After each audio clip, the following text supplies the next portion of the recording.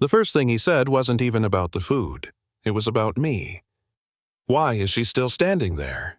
His voice cut clean through the restaurant, calm and cruel at the same time. Is she slow, or does she just not understand English? He didn't whisper. He wanted the room to hear him. He lifted his crystal glass and pointed at my hands like I was an exhibit. Look at those. That's not the kind of person you let near a $500 meal. A few people laughed, the nervous kind. Most just stared at their plates. And me, I stood there smiling that tight, polite smile you learn when you grow up knowing exactly where you're ranked in other people's eyes. My name is Maya Brooks. That night I was a server at a high-end restaurant in downtown Boston called Luminae. White tablecloths, live piano, the kind of place where billionaires complain about water temperature. The man across from me was Victor Hale, venture capital legend media. Darling, a guy whose net worth had more commas than my bank account had digits, and for reasons I'd understand later, he had decided I was his entertainment for the evening. He waved me off like I was a fly. Get me someone else. Someone presentable. He paused, looked me up and down. Someone who looks like they belong here. The room went quiet. You could feel it, that collective discomfort where everyone knows something ugly just happened, but nobody wants to be the one to step in. No manager rushed over. No customer spoke up. Just silence. That heavy kind. Yeah. That silence. Here's the thing, though. I didn't walk away. I didn't apologize. I didn't shrink. I took one small breath, reached into my apron pocket, and felt the edge of a folded notebook worn soft at the corners. It grounded me. Then I took one step closer to his table. When I spoke, it wasn't English. Good evening, sir. I understand your order perfectly.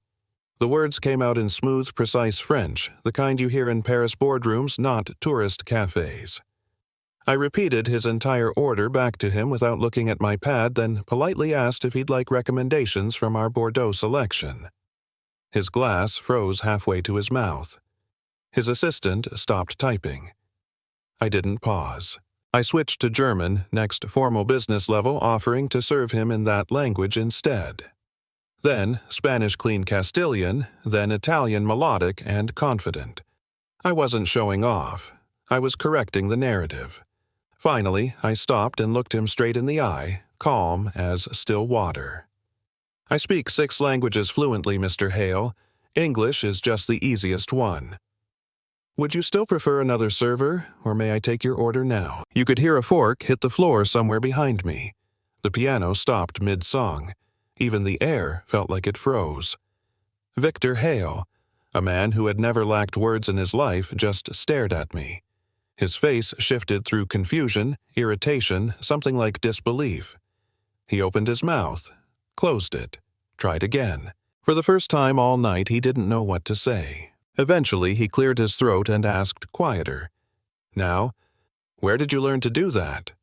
No insults, no audience, just a question. I told him the truth.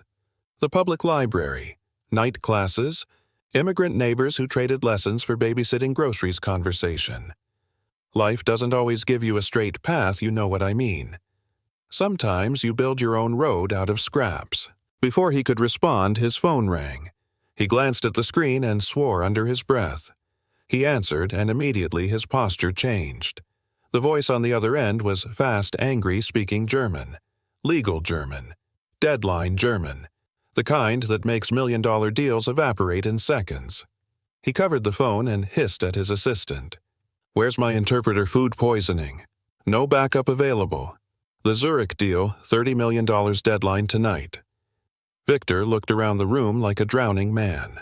Then his eyes landed back on me. You said you speak German. It wasn't a question. I nodded. I need your help. That was it. No apology, no acknowledgement of what he'd said earlier. Just need. Power doesn't apologize easily. I took the phone, listened for less than a minute. Then I spoke. Not just translating words, but tone, intent, culture. I softened where he'd been too direct, clarified where meaning could be misunderstood, suggested a concession that saved face on both sides. The tension on the line eased. Laughter followed. The deal stabilized. When the call ended, Victor stared at me like I'd just performed a magic trick. "You just saved me millions," he said. I shrugged. I translated a phone call. He shook his head slowly. "You're wasted here." He didn't know how ironic that was. What he didn't know, what he couldn't know, was that I recognized him the moment he sat down.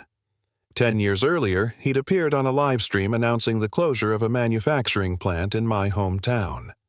My mother lost her job that day, then her insurance, then the chance to catch her illness early. Tonight, the man who helped break my family was asking me for help, and I gave it anyway because somewhere along the way I learned that being better hurts more than revenge. But it lasts longer. The night could have ended there. But jealousy has a way of finding oxygen. A coworker planted doubts in his ear, suggested I'd been hiding my skills listening to confidential conversations that someone like me couldn't be trusted. Victor had been burned before. He listened. 10 minutes later, the manager pulled me aside, apologized without meeting my eyes, fired me, effective immediately. They walked me out to the back door into cold rain. No coat, no bag, just concrete and the sound of that door locking behind me. I sat down right there in the alley and let it hit me. Not graceful tears, the ugly kind. Because 18 months of keeping my head down had ended with me unemployed and soaked. Then my phone rang. The hospital. My mom's surgery needed a deposit within 48 hours or they'd give the slot away. I didn't have enough, and I'd just lost my job. That's what rock bottom feels like. Not dramatic, just quiet panic and rain. Then an umbrella appeared over my head. A man I didn't know introduced himself as Daniel Mercer. He said he'd been watching me for months, knew my teachers, knew my story, knew Victor Hale would be there that night. He offered me a job, 6 figures, benefits, an advance that could save my mother. One condition. I had to walk back into that restaurant through the front door. So I did. Wet uniform. Expensive coat draped over my shoulders, walking beside him while every head turned. Minutes later, a European investor arrived furious about a missing interpreter ready to walk away from a $200 million deal. I stepped forward and spoke to her in flawless German. She tested me. Then she smiled. "Good. Let's talk business." By the end of the night, contracts were signed, lies exposed, and apologies attempted. My mother got her surgery. A scholarship fund was born, and Victor Hale learned something he never expected, that talent doesn't come wrapped the way he thought it did. So here's my question to you. How many people have you overlooked because of a uniform, an accent, a job title? How many times have you mistaken quiet for incapable? Drop your thoughts in the comments. Argue with me. Tell me what you've seen.